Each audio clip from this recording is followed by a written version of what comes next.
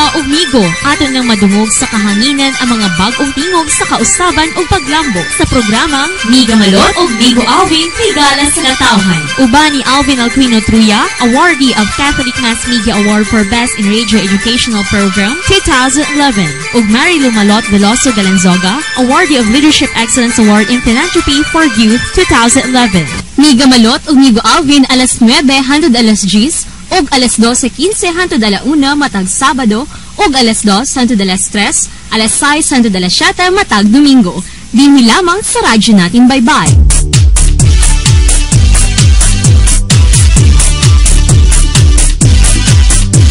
Kami ang katawhang baybayano, naghandom ug bag-ong paglaom, nangandi ug bag-ong baybay.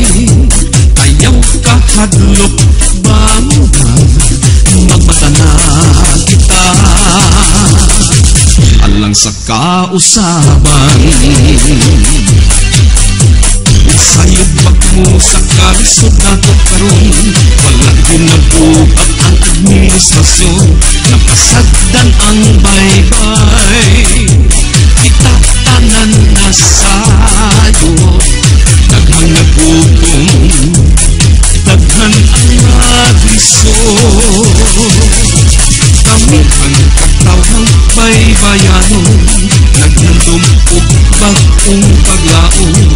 Pag-ipay magsadya na ka, kay adian na ang magdala sa kalinaw ug asenso sa matag-usa. Malot galing soka, siya ato pag-asa. Malot galing soka, asenso sa matag-usa. Kang malot na ta, malot na ta. Kang malot galing soka,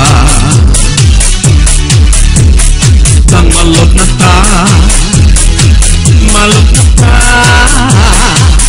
Kang malot galing soka.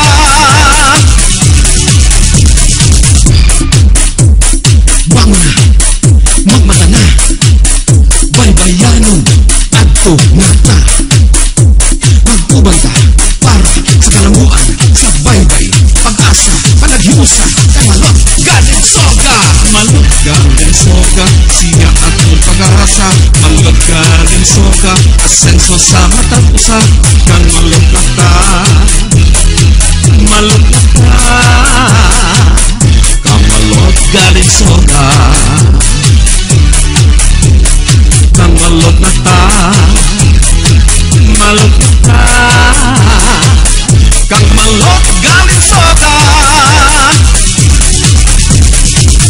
This program is a paid program and does not necessarily reflect the opinions, values, and policies of Radyo Natin. Radyo Natin shall not be held liable for any comments, views, or opinions expressed during this program. May gabi sa mga nagmahal sa kagawasan, kausaban, ug demokrasya, kinusab si Migo Alvin.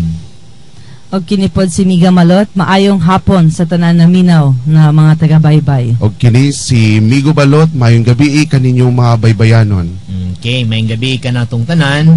Di sa pakita mo ato sa unahan mga kaigsunan, atong tubagon gamay katong ilang giingon ganina sa pikas nga kuno wa ta kabayad sa ato pag-adto sa kilim gabi o gagahapon sa atong pulong-pulong dito. Niya mismo ang atong organizer si Dindo Abinuha aron motubag bahin niya na.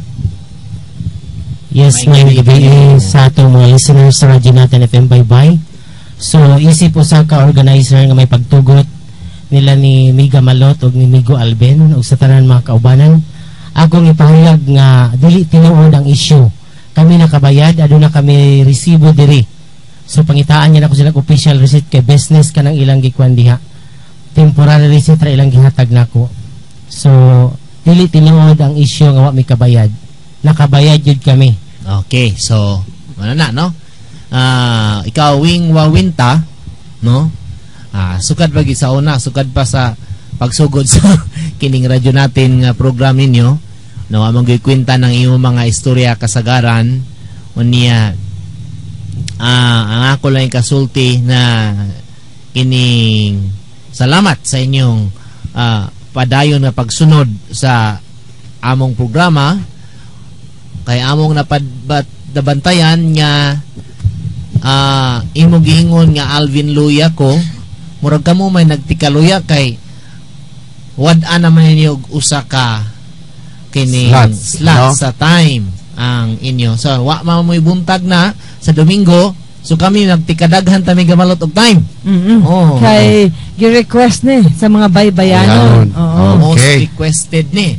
So ganiyas buntag kung wa nakadungog niadtong ilang programa, klaro kayo kinsay nagtikaluya. Nagtikaluya. Unya amigo Alvin, bata pa ta kaayo para maluya. Lisod ba yan ang maluya nga bata, no? Bata, hindi man tayo masakiton. Muna akong ingon na ikaw, Jun Saag, ang imong kining talent fee na redusan, no? na kibhangan kay usa naman lang, no, ang inyong time inig ka Domingo niya mo na diha nga kamo ang nagkaluya dili kami. Busa maingon yun nga sila siguro ang nawad-an na o budget. It is clear yun kayo nga nawad-an na silang budget kay nga no wala naman sila ibuntag nga programa. Manminaw mo ang mga tao pero wala po ganay mga tao nga maminaw nila. So kay wala lagi kwenta. Klaro why kwenta. Saan taman nga nag-import man sila og Jun Saag. Wing why kwenta. Wing why kwenta. Klaro nung tanga mustorya mag-research usa ngadtuon og asa dapit ning mga tao nato nangadto. Kay clear man og muhatag sila resibo tininukod. Diba? Tininukod nga resibo dili nang kay business gunino.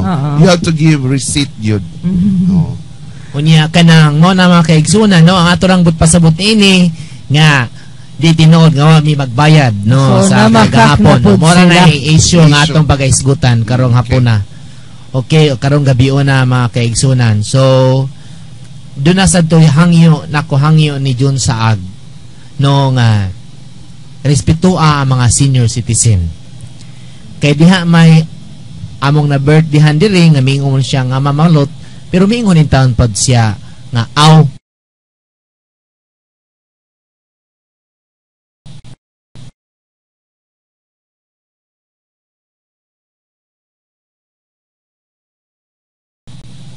Mega Malot. Ang tao masayo praman ang atong senior citizen respetua busa ikaw Jun Nebres respetua ang senior citizen kay matud pa nimo ulyanin na. Di na mayo. Kita ra batanan mungat to sa pagkaulyanin. Una-una lang respeto sa atong mga katiguangan. Unya panid John Nebres kinsa imong amo nga ulyanin. Klaro na ba yan? Ilang ko mo istorya John Nebres kay ako mutahod man kog senior citizen pero sa dili pa pagkamusulti kay nakahinumdum kami gamalot kagahapon man to ningali o kagahapon diya tayo birthdayhan unya katong senior citizen na tungod siyang kalipay nakaingon siya nga Mama Malot pero iya sa gi-correct nga ingon siya nga Mega Malot. Amigo Alvin, no? Nagibugal-bugalan ni Johnny Brice. Johnny Brice, okay ra ako imo tawgon og Alvin Luya kay kini ato, di ba? Mega Maot. Di ba? Pero kana imong Mega Maot, ingon na sab ko, Johnny Brice tanawa ang imong amo. Kakuyaw man. Ayaw pagsigig pangbantay subang tao. Mayong ka nga Alvin Luya, mayong pug tanawa imong amo Johnny Brice. No, karon ingon na pug ka nga ang senior citizen ulyanin. Ang kuhangin nimo Johnny Brice tanawa ang imong amo. No, atimana ang inyong palibot Johnny Brice. Unya respetua ang senior citizen. Unya dili po to inato ka tiguang Migo Alvin kay 64 years old to. Nasayop lang to siya kay first time pud in town niya na makaanhi sa radyo. Pero labo sa tanan god, ang iyang giingon nga ulyanin na, no? Ay na maayo. Respetua ang senior citizen. Kung na kay kasuko na mo June Ayaw i-appeal in town ang mga senior citizen mo. Kaya bisag kanus dinhi sa atong programa atong girespeto ang senior citizen. Kana si Ma'am Carmen Elcari, senior citizen naman gud na. Pero miingon ba ta diri nga ulyanin? Wala oy. Atong girespeto. No. Atong ingon ba ta diri nga luya? Wala oy. Wata. Ang ato lang giingon diri ang ilang programa nagdi kaluya kay wala na buntag sa wala na. O base nakasabot sila Migo Alvin na why na minaw nila. Sana sa mga reason siguro. Na nasuko ang mga baybayanon kay laki man ang ilang ipanulti. Ang ato issues magyud sa baybay ang atong gipanulti diri. Ang ilang giingon verboten primero. Makauyon ang mga tao. So ikaw Johnny Brace pag-practice og maayong pamatasan na ang ato mga senior citizens daghan by kanila sila no may katong nag-birthday imo giingon may katawa pag yug ka Johnny Brace mingon ka nga ulyanin na kada kong insulto sa mga katiguangan nato no respeto kunting respeto lang kay tungod kini matawag man nato nga ginikanan kay mga tiguang na inahan ka na nato pero kunting respeto kung ikaw way respeto sa imong ginikanan Johnny Brace kunting respeto sa mga katiguangan din sa baybayanon. Murang kinis yun wa siya kaibaw nga ang mga baybayanon marespetohon. Yes. Kaya dili siya taga-baybay. Muna nga ang ato kanimo Johnny Brace no balik kanto sa Sugbo kay taga didto man ka nasaag ka man dinhi sa baybay kay John saag ka man nagiparisan sa magkagwing wawenta way kwenta hala, ang saag o ang way kwenta pag-uban mo, pero ayaw ninyo in town ang mga senior citizen pagbugal-bugali. No? Please lang. Please lang. Ayaw ninyo i-appeal. Among gipangga ka ng mga senior citizen, mamagaling amo taga-ag birthday cake, o gunay 500 pesos, bisan gamay ka na, apan gikan sa among kasing-kasing. Okay. Usa pa, Migo Alvin, Miga Malot, nobody is perfect. Okay? Kita man gani mismo, masayop man. Kani pang mga katiguangan, masayop pud sila. Kay sayo ra ba, tao ra gud pud ta. Tao ra pud sila. So, masayop sila pod. So, gamay ra na kayo nga issue, dili na kailangan katawan. Kay ngano man day mo tawag siya mamamalot? Naa ba day sayop ana nga matawag ta? Although gi-correct gyapon niya, kay bata pa siya. Dili nato pud matawag nga senior citizen kay kusgan pa siya no. Klaro kay na dili ta magbugal-bugal sa atong mga katiguangan. Okay. So mo na Johnny Brace nga respetuha ang mga baybayanon o kung di nimo kaya respetuhan ang baybayanon kay John saag ka man nasaag ka man dinhi sa baybay na ikaw na lay magbuot sa imong kaugalingon kay aron di masuko ang mga senior citizens. Ni matod pa nimo no matod pa sinong programa kaya amo manggisgutan nga no ang liag nga sakyanan didto kagahapon sa kilid sa dagat no dili na ngaligo nga mao nag-sponsor ni ato nagpasiugda ni ato ang gobyerno may nagpasiugda sa tubadi ay gamito budget na sa gobyerno na budget to sa gobyerno. So kamo nagsigil na mo kahog sa tan-awa na sa inyong kalaki mao lisod di kayo so inyong gipang outing ang kwarta sa katawhan diri sa baybay diba usapod miga Malot dili ba sila mauwaw sa ilang kagalingon nga kaning mga sasakyan kaning sakyanan sa gobyerno dili ni unta angay gamiton during weekends. Kay wa may trabaho nganong gamiton man ning mga sakyana. Kay nag-outing lagi kuno sila ni Migo Balot. Lisod kay ning gamiton. So gigamit ni nila mga sakyanan sa gobyerno as a personal nila. Pero kay bawo ka sa ilang programa po ganina ilang giangkon. Ang ilang kunong gihimo nga ni sa radyo natin murag gahago-hago ra. Murag gahago-hago ra. Naghago-hago sila. Mayo kay naka-amgo mo. Naghago-hago ra mo kay gitapulan ang mga pili ang mga baybayanon sa inyong estilo. O niya, ayuhon na daw nila Migo Alvin. Next week ang ilang programa. Ayuhon ninyo karon dayon. Kay nga no, kasabot na mo na nagkatag ang inyong programa. Dapat sa una pala